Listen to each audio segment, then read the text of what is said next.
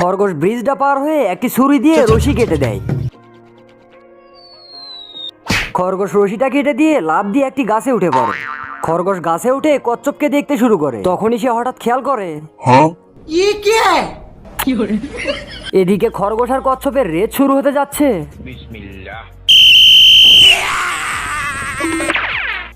আরে কচ্ছপও দেখতেছি খরগোশের মতো পা ঘুরাইতেছে। কচ্ছপের পা ঘুরানোর স্টাইল দেখে আমি ভাবছি হয়তো অনেক জোরে যাবে, কিন্তু এ কি, একও তো দুই পায়ে দৌড়াইতেছে আবার অনেক আস্তে। যাই হোক, কচ্ছপ সেখান থেকে দৌড়ে একটি টেলিফোন রুমের কাছে চলে যায়। এরপর বড় কচ্ছপকে ফোন লাগায়। ভাই শুন না, সামান লেকে পৌঁছ আর বন্দে লোক কো ভি কল কর দে। তো এইটা শুনে বড় কচ্ছপ আবার তার দূরের আত্মীয়কে ফোন লাগায়। এই কচ্ছপ আবার গাছের সাথে টেলিফোন লাগিয়ে মাছ মারতেছিল। নেক্সট পার্টের জন্য লাইক করে দিন। তো এই মুরগির বাচ্চাটি তো কান্না করতে করতে তার মায়ের কাছে যায়। তার মাকে বলে সকিনার মা আমাকে মেরেছে। তো তার মা তো তাকে নিয়ে তাদের কাছে যায়। সকিনাকে তুলে নিয়ে পিছনে দিতে থাকে।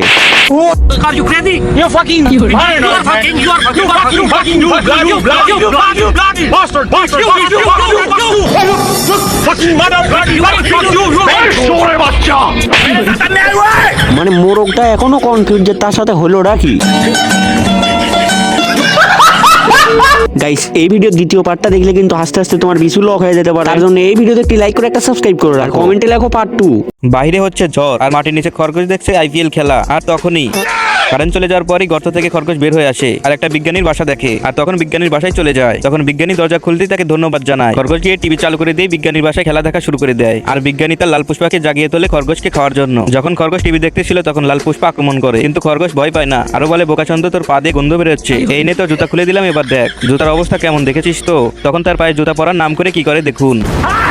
বোকাচন্দ এবার নিচে তাকা। তখন তাকে টলিউডে নায়িকা সাজিয়ে ফুল উপহার দেয়। আর ফুলের ভিতর ছিল বোম।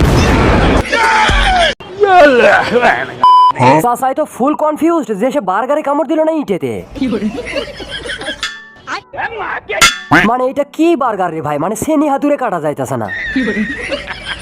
চাচাই চাইনিজ কুড়াল দিয়ে কোপ দেয়।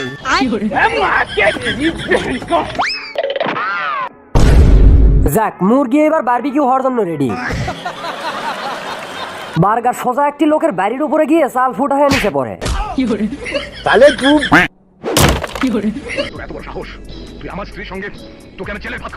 চাচা একটা বন্দুক উঠিয়ে নিয়ে বার্গারকে উপরে ছুড়ে দেয়। চাচাই বার্গার সোজা করে একেবারে বন্দুক তাক করে গুলি করে দেয়। চাচাই ঘুরে এসে আবারও গুলি করে দেয়।